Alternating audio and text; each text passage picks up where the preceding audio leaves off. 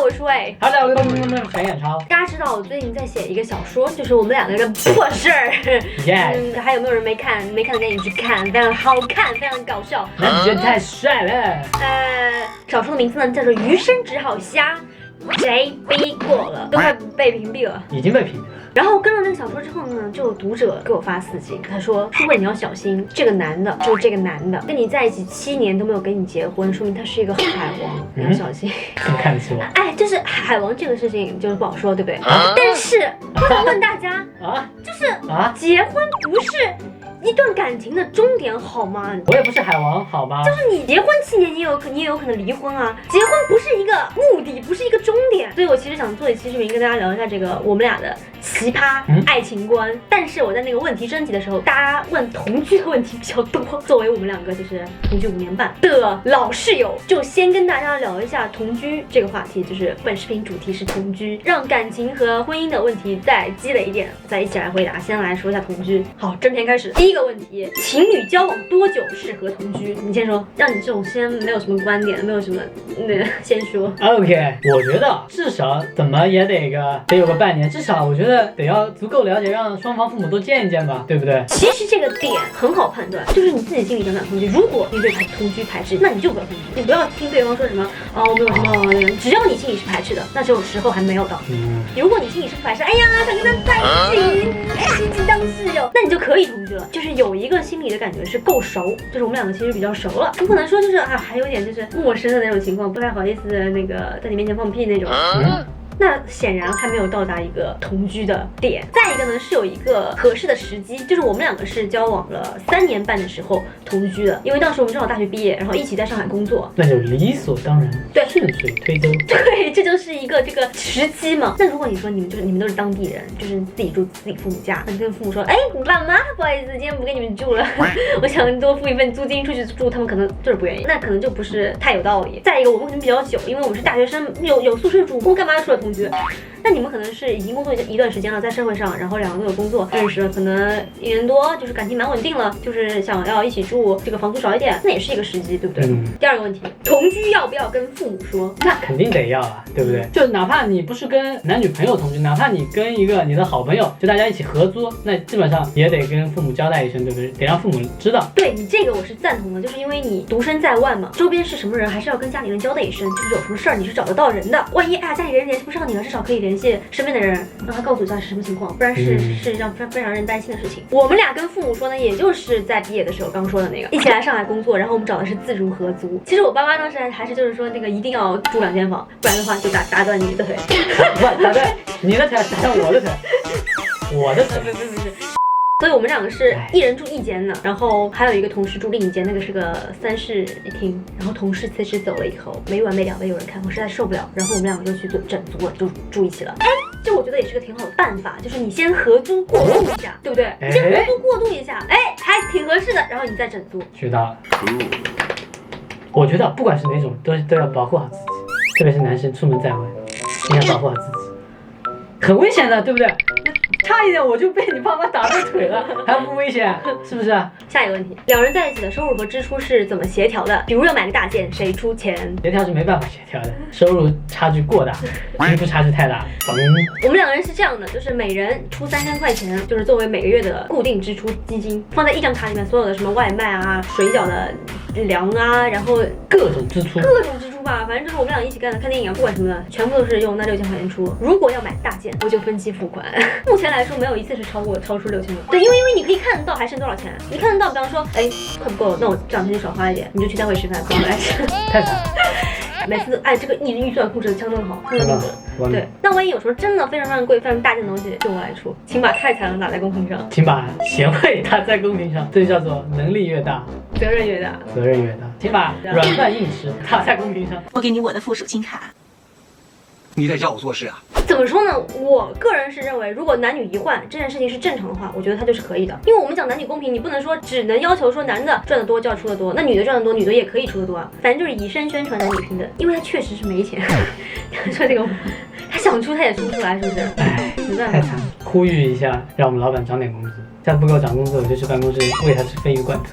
下一个问题，家务活怎么分配？家务活无论怎么分配，就2个人一定要干，千万不能就一个人干，一个人不干。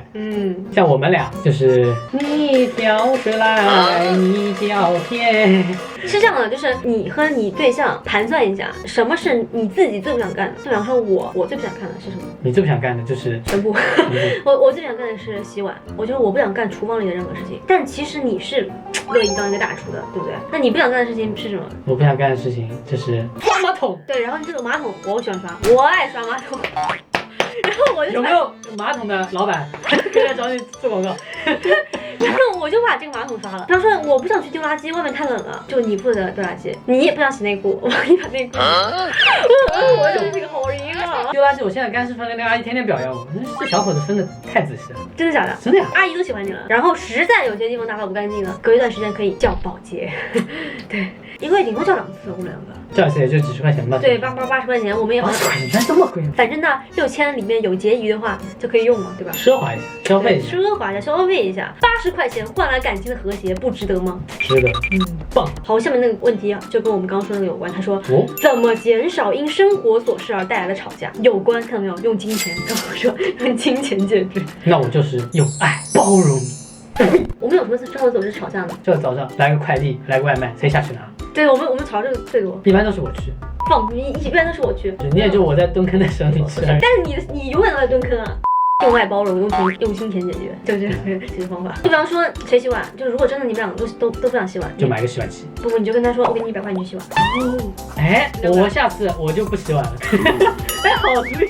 好，下一个，如何面对2人之间屎尿屁的问题？又不用你去铲，这你又不是我的猫，又不是水饺，又不用你帮他去铲屎。他难道说的就是2个人就是盖在被窝里面放屁，然后把你头闷在那？哦，对，你这样的那种事，你放个屁，然后把我头闷进去。哎，我觉得这个问题其实就是怎么说呢，还是不够熟的问题。对，你熟了就放屁。以前就是我们在大学的时候，我有一个朋友，就他是在酒店拉屎之后，是要等那个味道散干了之后才会出来的。我觉得还是不够熟的问题。下一个问题，情绪互相的影响的问题。他是一个很平和的人，但男朋友是很暴躁的人。说到暴躁没输过谁啊？暴躁我是很暴躁的。像一般就是你在暴躁的时候，我就尽量不暴躁，等你暴躁完了之后我再认识你。就是不要正面硬刚。对，就不要硬刚，这是火上浇油，硬碰硬嘛，肯定不太好。我觉得还是要摸清这个人的这个性格是怎么样的。要像我就是完全的吃软不吃硬。如果遇到跟我硬刚的人，我就是跟他就是死磕到底。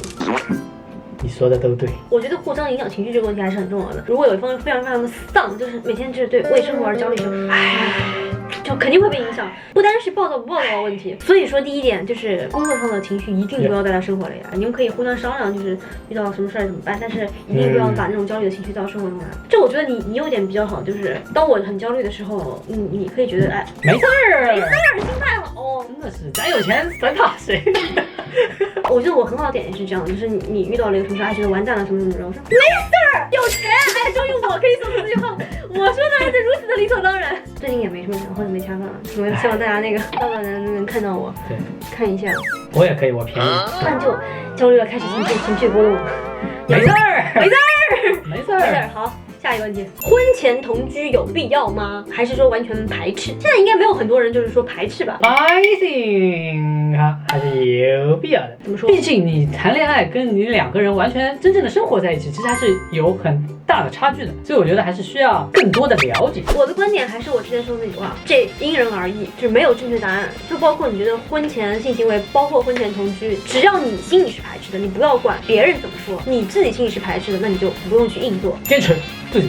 对，而且我认为就是当你感觉排斥的时候，就是时间还没有到，就是你还觉得不够熟，或者说是感情没有到，因为每个人的点确实完全不一样。有些人是觉得哦，他是我确定要结婚的人了，我才跟他同居；有些人是我非常喜欢他，才要跟他同居；有些人是我觉得要婚后，都是 OK 的。Follow your heart，完全取决于自己。但是一个人是这样，另一个人不是这样的话，就是希望另一个人是尊重你这样的。如果说你觉得自己可以，但你父母不同意，我觉得还是就是像我们之前说的有个过渡，先是合租一步步让他们同意，合租同意嘛，然后慢慢的说没办法，上海房租太贵了，我们2个如果就是各租一个房的话根本租不起啊。套路，对，套路你还是要来点套路，你不可能说我就是要跟他同居，我就是要跟他在一起，我们2个私奔了，那是没就是那肯定你如果形成一种对抗性的，对方也会就是起这种逆向思维，我就是要跟你 battle 到底了。哎，battle 是不会 battle， 你把人家的那个战果燃起来了不行。OK， 下一个问题，就同居之后万一分手了，该不该对家里人坦白同居过的事儿 I think 啊，你又 think 了。坦白，就是我们比方说相亲或者怎么样，你可以等对方先问，你不能一上来就跟人家说，哎，兄弟，咱这个同居过啊，就是你就是想把对方打走的那种感觉，就是说我并不想跟你相亲。再见观点，首先呢是你看对方问不问这个事儿，问的话肯定是如实回答，不可能骗人，对不对？然后第二呢，我觉得就是如果对方不问的话，我们可以先相处一段时间，用你个人的特质，就是大家觉得，哎，你是一个很好的人。用你自己很多的闪光点，让对方觉得很喜欢你。然后，要是一段时间之后要进行到下一阶段了，对方还没有问这个问题，你可以先问他，就是抛出这个问题，哎，跟前任关系怎么样，有没有同居过？然后他肯定也会反问你啊，这时候你可以把这件事情交代了。我觉得还是要适时的去说，对，但是也不要就是太害怕这件事情。如果对方介意，那就算了呗，你只找下一个呗。下个更好，下个更乖，下个更听话。其实同居养一只猫很好，当我们吵架的时候，其实可以诉苦。对，跟猫说，哎，你看你爸是个傻逼，我靠，你说他是不是傻逼？是，然后就其实就是一个蛮好的一个就是舒缓的作用，其实可以选择养一只猫是吗？好，那我们同居话题结束，今天下期要聊一下我们的奇葩爱情观、感情观，大家有这些问题都可以评论弹幕告诉我们。我觉得录完这些，大家肯定很想问一下我软饭硬吃的这种经验。我现在获悉到了致富秘籍是吗？这怎么能随便乱交呢？真是。好吧，那就这样，拜拜。拜拜。